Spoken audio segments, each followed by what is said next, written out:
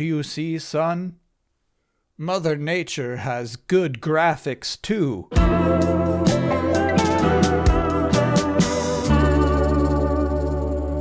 Before we get ahead of ourselves, a video such as this always needs to be prefaced by saying the Nintendo Switch 2 is the fastest selling video game hardware of all time. Alright, Nintendo's not hurting. It's not over. It's not bad. We've in fact somehow never seen anyone do it better. But look at this headline. Nintendo Switch 2 sales stumble over Christmas. Now that seems more in line with our presumptions, right? So, some information was shared with The Game Business, which is a relatively new gaming news site, and it seems that the sales of the Switch 2 in Europe and the US slowed down in December. And that's not really a huge surprise. It matches up with Matt Piscatella of Circana's reporting, which turned into a lot of headlines last month. The unique thing about the Games Business's reporting here is this one quote. One senior Nintendo employee told me that a complicated economic landscape mixed with higher price points and the absence of a major Western game during Christmas could make for tough comparisons with Switch 1. But overall, he's proud of what was accomplished during a tricky year. That first point is understandable. That's everyone's problem. If you've been cracking open a newspaper lately, it's kind of hard to imagine a complicated economic landscape mixed with higher price points somehow improving in 2026. As if the tricky year is behind us. Feels grim, man. I feel like by the end of 2026, current day graphics cards are going to look like Queen Amidala's royal starship. People are going to be like, dang. Things were really nice back in Naboo's heyday. As for me, I'm fine with a Y-Wing. It's fine. But back to this article, it's the second excuse that really caught me. When he says the absence of a major Western game. We're just talking about Nintendo here, right? What do you mean Western game? And that's a direct quote in quotation marks. That thing seeped straight out of the lips of a senior Nintendo employee. And it does seem that the article's writer, Christopher Dring, his connections are historically UK-centric. I'm just saying it is probable that it was a Westerner themselves who was complaining that there was no major Western release for holiday 2025. Important context reading into the next paragraph. I guess the implication is that Kirby Air Riders proportionately performed better in the Japanese market than worldwide. So it's probably best to interpret Western game not as Western developed game, but Western appealing game. Basically, this person said, what did you expect from me? They gave me Kirby Air Riders. Nobody wants Air Riders. What's my eyeballs and Chef Kawasaki amiibos? I can't sell these. You just don't ever hear official Nintendo sources saying such things, so it's unusual to see that they are thinking it. They're observing these things the same ways we are. And quick aside here. Due to, I would say, the newsy nature of delayed input, there are a lot of times where I'm serving up hot takes about a video game before it comes out that I never acknowledge or follow up upon after it comes out. Like this. If you're looking for a hot take on Miles McKenzie, the lamentable Jabberjaw, you're not going to get one from me until 2 weeks from now, after we've all hit credits. And then, of course, we can all make fun of him justifiably. As you can see, sometimes I just say stuff without any intention of ever following up on it, but it might be relevant to talk about Metroid Prime 4 tonight, because it very easily could have been a major Western release last year. And I shouldn't say that I'm surprised at all that it fell short. I feel like for years now I've been begging Metroid Prime 4 to be more interesting. Silux's helmet is, quite frankly, far too basic for a primary antagonist. It's plain. Just talking excitement, just talking momentum. It might as well be a new season of Becker. That Metroid Prime 4 trailer from last year was not that good. Aliens get shot, but nothing extraordinary happens. Nothing memorable happens. It's crazy to me how quickly into this trailer we have to pause and scan this panting space pirate. You're like, oh, what else can you turn into, Chozo? And it's like, only balls. I'm like, why just balls? And now, after hitting credits this very week, I can confirm to you that Metroid Prime 4 never even asserts itself as if it's a big deal. Doesn't try to be. The game's just content to be small time. It's like Kids Bop 51. We made another one. It's the actual most recent Kids Bop. Look, it's a fun game. I like it. Beautiful art. But it has somehow no cool new ideas. And if you really want to hold me to the promise of a Miles McKenzie talk, all right, welcome to the hot zone. You were right. Miles McKenzie is stupid. Now, it's clear from the concept art they were just going for a Rick Moranis thing. Maybe that could have worked. But here's the real deal. Here's the real problem. The real flaw of Miles McKenzie. It's not, it's not like his sense of humor. That's whatever. Is that Miles McKenzie's implementation. All right, look back at any other Metroid game you played, right? When you find like a thing, like a Chozo's just holding a thing in a Metroid Prime game, you just walk up to like a floating object. The suit ingests this upgrade and it becomes, a new tool or like makes your suit look cooler. And you just accept that technology. It's Mighty Morphin Chozo tech. It makes sense within the game's world. We're used to it. However, in an attempt to make Miles McKenzie useful, which is a good idea, right? If you want people to care about this character, make them useful to you as a game player. In an attempt to make him useful, they just added a step for you getting an upgrade, one which you've already had before. Remember in Metroid Prime 1, when you're just like, you choosing like a different hand position and it would change which type of beam you're shooting? It's that.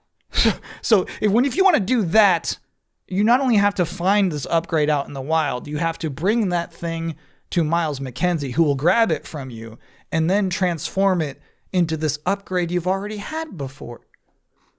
Miles McKenzie says, look, Samus, I gave you an ice beam for your arm cannon. And you want to say, Miles, this thing's already done ice beams before, man. That's not a new thing. If it was a new thing, I think it could have worked is what I'm saying.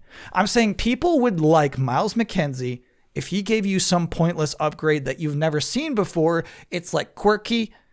The one I came up with is a laser beam that makes butterfly wings sprout on enemies. Imagine this. It sounds like a joke, but actually imagine this. If you get enough butterfly wings on the enemy, they eventually fly away. If Miles McKenzie did that, people would be like, dude, that's weird, but I've never seen that before. Kind of like this guy. All right, hot zone off. No more complaining. I'm just saying, in the year 2025, in the span of 12 short months, this game, Metroid Prime 4, went from this wow, what if property to this known quantity that is good to okay. Unfortunately, I'd say the franchise has lost legendary status, and I don't think a direct sequel would get it back.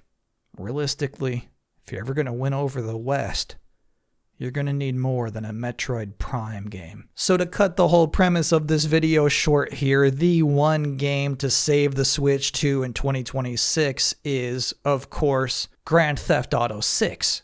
We're all thinking it.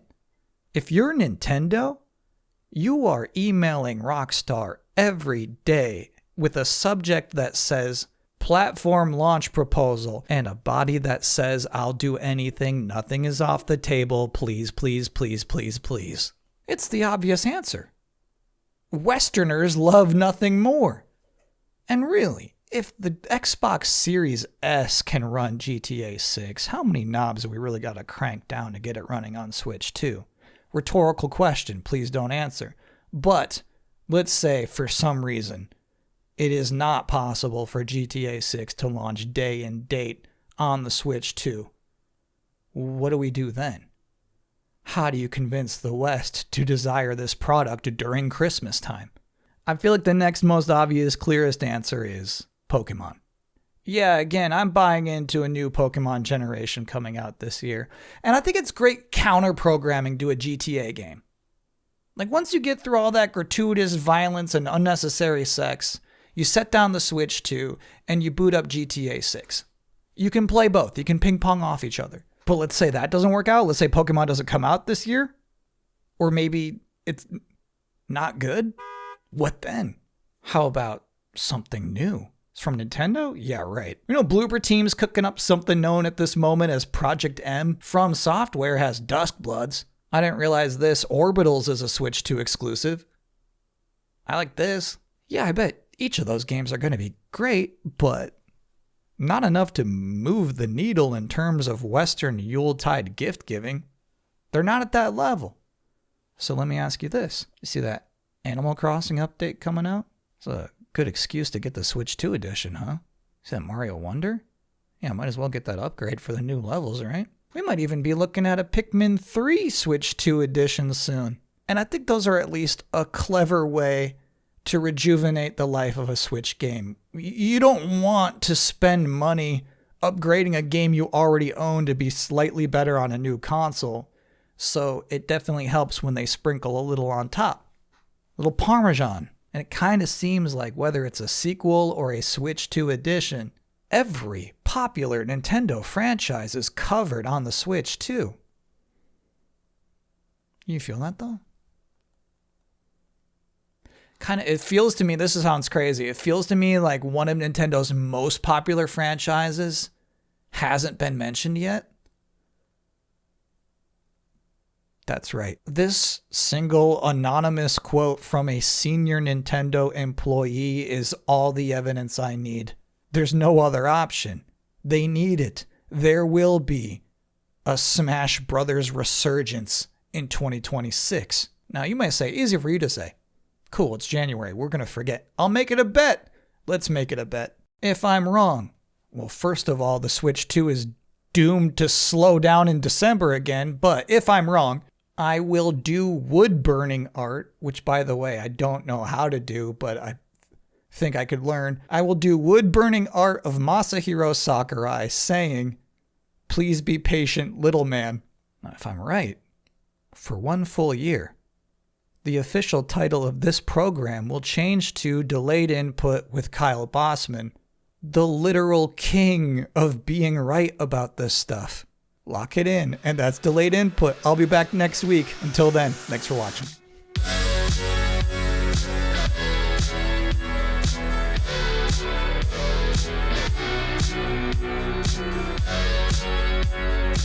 There are a few more upcoming games that Nintendo themselves have announced for the Switch 2 that I didn't even bring up. I mean, there's a new Yoshi coming out this year. I look at them, I see games I would gladly play. I'll play a new Yoshi, heck yeah. What I feel like is that none of them are exemplary. If we're being harsh, none of these are special enough to push console sales by themselves. But introspectively, as one is in the new year, I realize it's rude that I'm always so ambiguously critical of video games to say something like, oh, you're not exemplary enough. You should be exemplary. It's not a valid criticism. Sometimes I feel like I'm just some eccentric hotel owner saying, give me the moon. And these video game companies are looking back at me like, what do you mean? Do you mean the moon? I'm like, no. I mean, figuratively, give me the moon. It's a Mad Men reference. So I thought maybe a fun running bit throughout 2026, we'll see, would be like awarding like this gold star to standout video game trailers by adding their corresponding games to the exemplary list, which, to be clear, would not be a list of great video games, but a list of games that seem great. For instance, Mario Tennis had a new trailer drop today. It's nice. Is that getting added to the exemplary list? No, certainly not. Currently, the exemplary list is empty.